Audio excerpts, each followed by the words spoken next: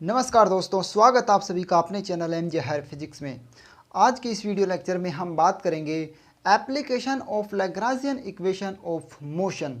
और Lagrange equations के application में हमारे पास जो नंबर फर्स्ट एप्लीकेशन होगा उसमें यहाँ पर हम चर्चा करेंगे लीनियर हार्मोनिक ऑस्किलेटर के बारे में। इस वीडियो में हम लीनियर हार्मोनिक ऑस्किलेटर LHO के लिए यहाँ पर हम इक्वेशन ऑफ मोशन को डिराइव करेंगे। तो चलिए इस वीडियो को हम शुरू करते हैं। यहाँ पर हमारे पास एक लीनियर हार्मोनिक ऑस्किलेटर है जो कि केवल x डायरेक्शन में मोशन करता है। तो इसके लिए यहाँ पर हम जानते हैं कि सबसे पहले हमें इक्वेशन ऑफ मोशन ज्ञात करने के लिए यहाँ पर लैग्रांजियन ज्ञात करना होता है। तो we know that the Lagrangian is L equal to T minus V. तो हम जानते हैं कि जो लैग्रांजियन होता है वो हमारे पास L equal to T minus V होता है। यहाँ पर जो लैग्रांजियन होगा वो टी माइनस वी अर्थात काइनेटिक एनर्जी और पोटेंशियल एनर्जी के डिफरेंस के बराबर होता है। अब लैग्रांजियन ज्ञात करने के लिए यहाँ पर हमारे पास काइनेटिक एनर्जी हमें पता होना चाहिए और पोटेंशियल एनर्जी V का मान हमें पता होना चाहिए। तो हम T और V का मान निकालते हैं। And the kinetic energy of the system T equal to 1/2 mv square. हम जानते हैं कि जो काइनेटिक एनर्जी होगी वो 1/2 mv स्क्वायर होती है और इसको हम लिख सकते हैं T इक्वल टू 1/2 m।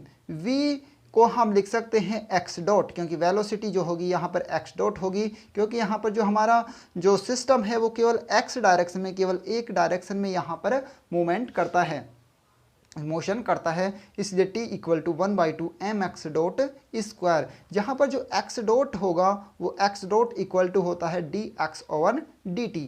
यहाँ पर x डॉट जो होगा वो x का यहाँ अर्थात पोजिशन का टाइम डेरिवेटिव होगा।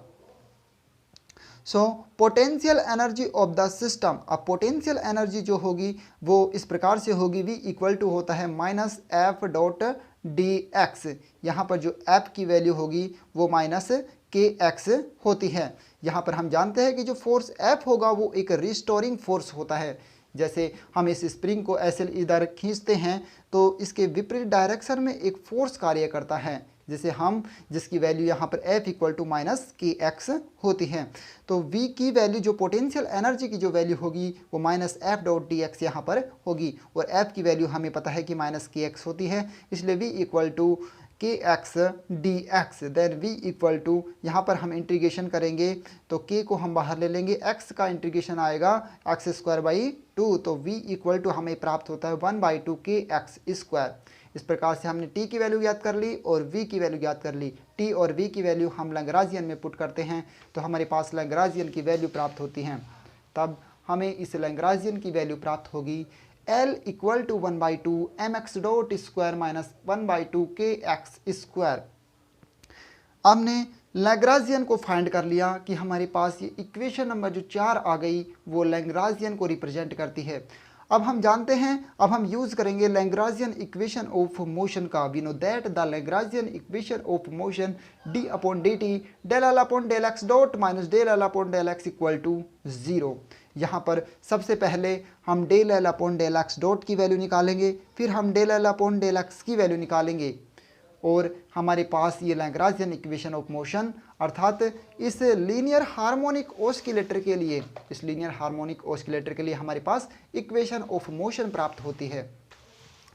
तो यहाँ पर हम देखते हैं d over d t del L upon del x dot अर्थात del upon del x dot और L की वैल्यू हम यहाँ पर पुट कर देते हैं minus del upon del x और L की वैल्यू हमने यहाँ पर रख दी।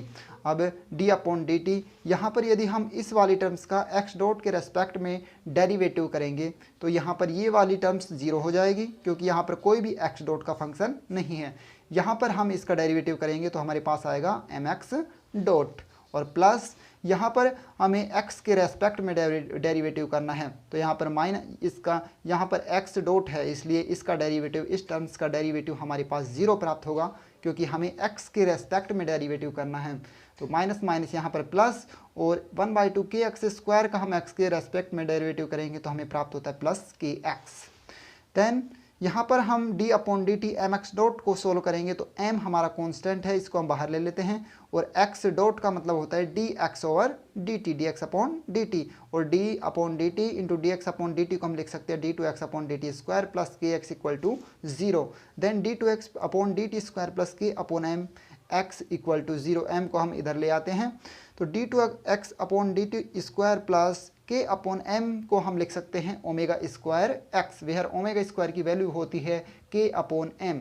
यहाँ पर जो ओमेगा होती है वो एंगुलर फ्रीक्वेंसी को रिप्रेजेंट करता है, सिस्टम की फ्रीक्वेंसी को रिप्रेजेंट करता है। तो ये जो इक्वेशन हमें प्राप्त होती है d two x upon d t square plus omega square x equal to 0, ये इक्वेशन लीनियर हार्मोनिक ऑस्किलेटर के लिए इक्वेशन ऑफ मोशन कहलाती हैं। इसे ही हम लीनियर हार्मोनिक ऑस्किलेटर के लिए इक्वेशन ऑफ मोशन कहते हैं।